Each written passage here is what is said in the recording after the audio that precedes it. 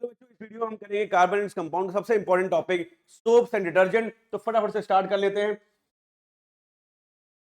तो सोप्स और डिटर्जेंट होते क्या हैं? सोप्स आर सोडियम और potassium salt of long chain carboxylic acid and have general formula RCOONA। तो सोप का फॉर्मूला क्या होता है बेटा? सोप का फॉर्मूला क्या होता है?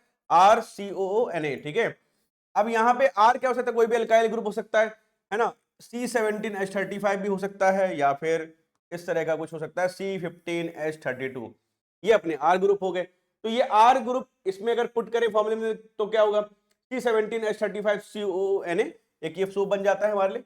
और C15 अगर यहां पुट कर देंगे तो क्या बन जाएगा? C15H32COONA। तो ये सोप हो गया बेटा। और डिटर्जेंट्स हम आगे देखेंगे। डिटर्जेंट्स क्या होते हैं? डिटर्जेंट्स आर यूजुअली अमोनियम और sulphonate salt of long chain carboxylic acid. तो वहां पे देखो क्या था, यहां पे RCOONA था, यहां पर RSO3Na है यहां पे। ठीक है, यहां पे सल्फोनेट सॉल्ट हो गए, sulphonate salts of long chain carboxylic acid. तो सोडियम सल्फोनेट के सॉल्ट्स हैं। ठीक है, and they are also known as soapless soap. Detergents को हम लोग क्या बोलते हैं? सोपलेस सोप भी बोलते हैं। ठीक है, फास्ट ट्रैक में चलेंगे। मैन्युफैक्चर ऑफ सोप, ठीक है, कैसे होता है देखिए। तो सोप बनाने के लिए हमें क्या करना होता है? हमें कोई ना कोई फैट लेना होता है, जिसमें हम ऐड करते हैं NaOH, ठीक है, जो कि एक एल्कली है। और उसको हीट करके प्रोसेस करके हम क्या बनाते हैं? Sodium salt of fatty acid soap. और एक बाय प्रोडक्ट मिलता है हमें, that is known as glycerol, प्यारे बच्चों। ठीक है, सोप है क्या बेसिकली? तो किस तरह का दिखता है, ठीक है, या उसका जो स्ट्रक्चर है वो देख लो।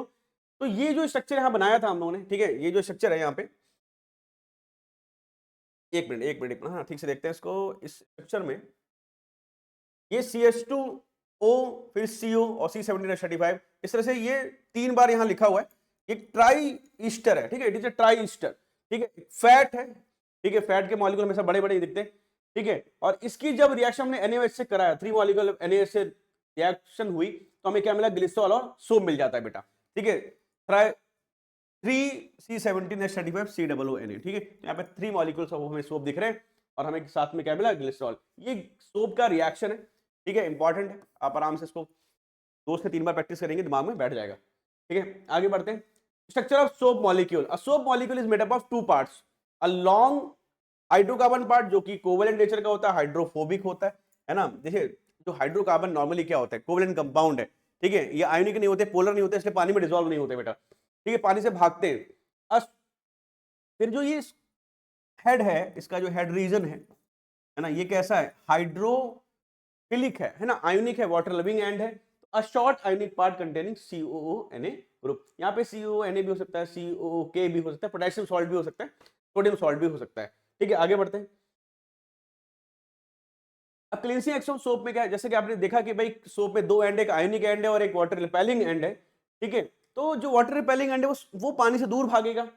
ठीक है, और जो आयोनिक एंड है वो पानी के सामने आएगा। दूसरा, जो हाइड्रोकार्बन वाला जो टेल है, जो वाटर रिपेलिंग एंड है, वो बेटा ग्रीस, ऑयल, इन सबको अटैच कर लेता है अपने में। और जब आप उसको कपड़े को पटक पटक के धोएंगे ना, तो it will get rinse away. ठीक है, वो वहां से निकल जाएगा। इसको थोड़ा सा कैसे लिखेंगे देखो। तो ये आपका वही मिसल फॉर्मेशन। तो most dirt and is oily, and as you know, oil does not dissolve in water. Oil greasy part gets attached to hydrocarbon tail and get rinsed away while washing. This is the cleansing action of soap. ये important है, question इस पे आता है बेटा। फिर soap solution appears cloudy, ये note आपको ध्यान रखना है। A soap micells are large enough to scatter light, hence a soapy solution appears cloudy. ठीक है, तो सोप सोल्यूशन क्लाउडी क्यों होता है? ये भी बात कई बार पूछा जाता है, तो यहां से इसको नोट करेंगे। फिर सोप डिटर्जेंट में डिफरेंसेस आ सकते हैं एग्जाम में। तो देखिए, सबसे पहला क्या है? सोप थोड़ा सस्ता होता है, डिटर्जेंट थोड़ा सा महंगा है। सोप जनरली नेचुरल होते हैं, डिटर्जेंट सिंथेटिक है। सोप का जो लेदर फॉर्मेशन है वो लेस होता है। डिटर्जेंट्स में ज्यादा झाग बनता है, ज्यादा लेदर बनता है, तो more lather formation. Soap generally biodegradable होते हैं, जनरली डिटर्जेंट्स जो हैं दे आर नॉन बायोडिग्रेडेबल।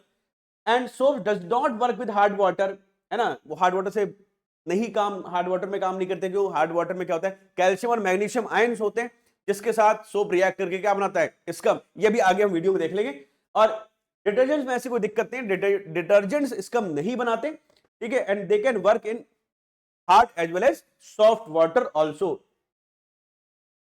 एक क्वेश्चन ले लिया, इस तरह का क्वेश्चन आ सकता है बेटा। What are hydrophobic and hydrophilic parts in soap. तो जो आगे वाला पार्ट है, हेड वाला पार्ट है ना, तो ये हेड वाला पार्ट है, ये आयनिक पार्ट है।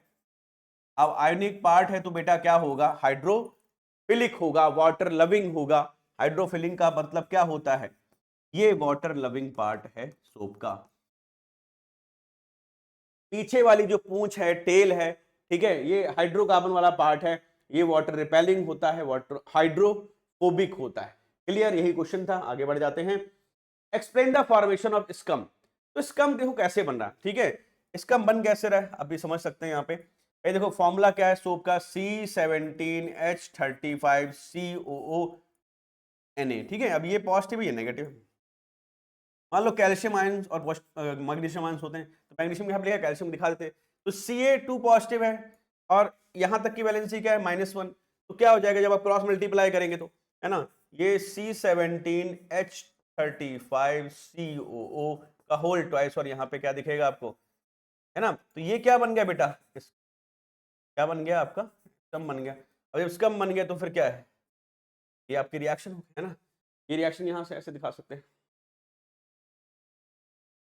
या इस तरह से भी दिखाओ भैया, लोगों को पता लगे, वहां पे लोग इस तरह से एरो बना दें। एरो बेटा सीधा ही बनाना है, वो तो देखा कि ठीक है। तो ये सारा है, तो this is all about soap. तो ये छोटा सा टॉपिक की अलग से वीडियो इसलिए बनाई क्योंकि कई बार बच्चे इसी टॉपिक को पर्सनली ढूंढते हैं कि what is soap and detergent. So I wish you all the best for examination. बने रहिए, पढ़ते रहिए, खूब सारा पढ़िए, बार बार सारे एनसीईआरटी क्वेश्चन लगा लीजिए, ठीक है। And all the best for your examination.